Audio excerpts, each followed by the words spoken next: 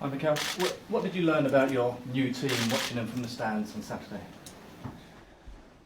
I think that we have a really good team, that there are a lot of things to improve, but at least the two things that I demanded from them, they were done. So they committed to something and they did it, so it was a good starting point.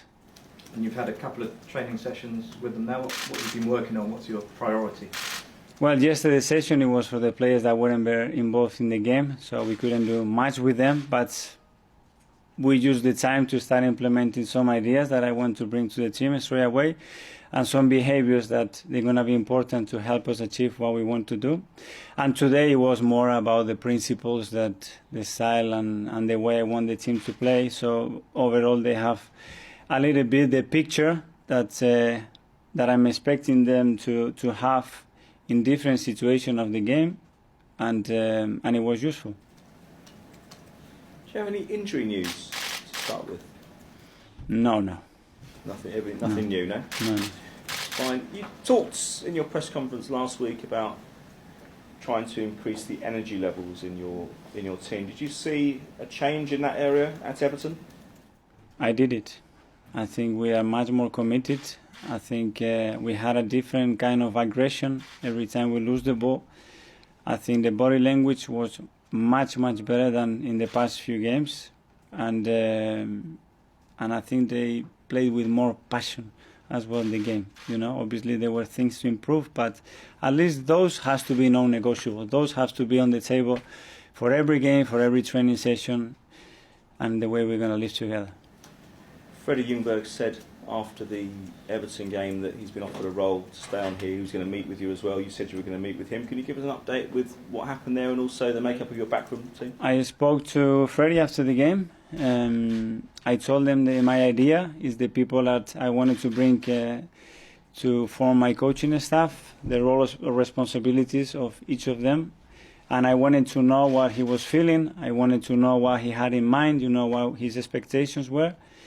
And we talked, and we made a decision that the best thing to carry on was for him to stay with us. I think he can be very valuable. I think he knows the players, he knows the situation, he knows the history on where are we coming from, and as well his knowledge on the game is going to only help us to be better. Did you know him very well anyway? I knew him a little bit, obviously, and we will start a new chapter now, with ideas, with new ways of doing things. But I got a really good impression, and he's ready to help. He was very positive. He said after Everton as well that he would have dropped Mesut Ozil even if he'd not been injured. What did you make of those comments first of all? Does that suggest that there is a problem with Mesut's attitude as well as his football? I don't know, it's a question for him. I just wanted him to make the decision on the day to pick the best possible lineup to win against Everton, and my job started just straight after the game to try to pick the players up first of all mentally and put him all the time in the work frame that I want, and with me they have a clean sheet. I told them, I'm not expecting, and you're not going to be judged on things that you've done in the past, whether they are negative or positive. This is evolving every day, and I'm expecting you to perform and be in the right mindset every single day for me. And if you do that, you will have a chance to play. If you don't, you won't. Just looking at the games so far, before you arrived, obviously you've dropped points against Brighton, Norwich, Southampton, Watford, Sheffield United, Crystal Palace. There's a lot of games against teams, mostly in the lower half, that you've dropped points against. Does that mean that for the trip to Bournemouth, you'll possibly be looking at the mentality of the team? Is this a chance to assess that at this early stage?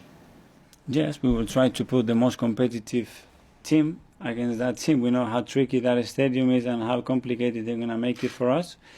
But we have to be ready. We analyze the opponents, and we have to try to nullify them as much as possible and make, as I said before, as predictable as possible for us, so when the players jump in that pitch, they know exactly what they're facing.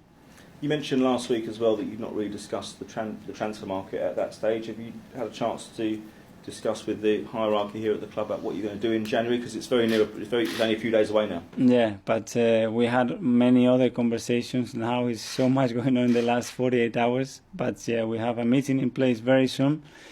We have some ideas, but we have to put them together.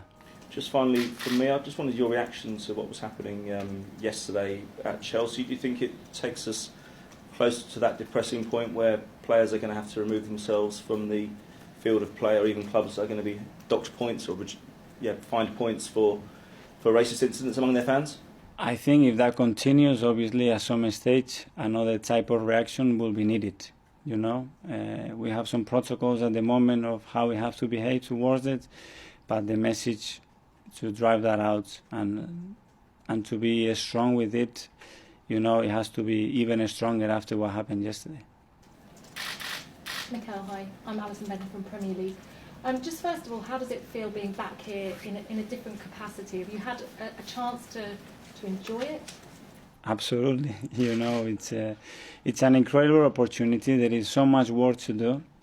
I just try to embrace everybody here at the training ground and explain them what's my idea, what I want to try to do, and I need them all on board. You know, so everything that we've been doing the last few days, all the talks and meetings that we have, is just to get people jumping on board with the right energy, with the right idea, and we need them. We need them to help the players. We need them to transmit what we want to do. And so far, I'm very happy with the reaction, at least from my side, you know. But what I've seen is, I'm happy.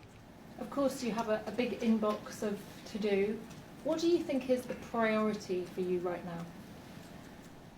The priority is, as I said before, is that what we're going to transmit on the team is the reflection of the demands that we're going to put with them every day in training. It's a commitment, it's accountability, it's aggression and passion to play this sport and represent this football club. This is the basic that I'm going to demand to them now. And from there, after, we can start to build things and improve other things, obviously, that they have to be done as quick as possible. But if we don't have this in the right manner, I think it will be difficult. In terms of the opposition in Bournemouth, how impressed have you been with Eddie Howe and what he's done for this team? Very much. Since he started at the age he started as well, is a good reflection from me for what he's done. He comes across really, really good. I met him many times when we play against each other many times. So it's a coach that I like, that I look at him and that I value the work he's done, because it's not easy at all to maintain that level for that many years. We're just trying to get an idea of what kind of a manager that you'll be. I know that Pep Guardiola was very... he had a lot of preparation, a lot of tactics, took players into his room and did lots of laptop sessions. Is that the kind of person you are? Yes. And I wonder how much of an influence you are. And a lot of people say that you haven't got any experience as a number one, but how much do you think that you did at Manchester City as a number two? I helped as much as I could. You know, to put that into figures is not something I would like to do, but I gave everything I had to try to improve the club, the organization, and the players, and to create the right environment and give the solutions to the players to feel more secure when they were jumping, then to know exactly what I wanted to do. Give guidance, give help to Pep, avoid him as many problems as I could, you know, jumping into his door. That was one of the biggest challenges as well, and enjoy the profession. Mikel, sorry, another question about the problems with racism. Are the Arsenal players told how to behave if they are confronted by a situation like the Chelsea players had yesterday? Yeah, I was discussing that right now, that there is a protocol in place that has to be guided. I think every context and every situation, though, is different, you know, so it's difficult to react, because emotionally a player can react in many different ways, you know, to the same situation.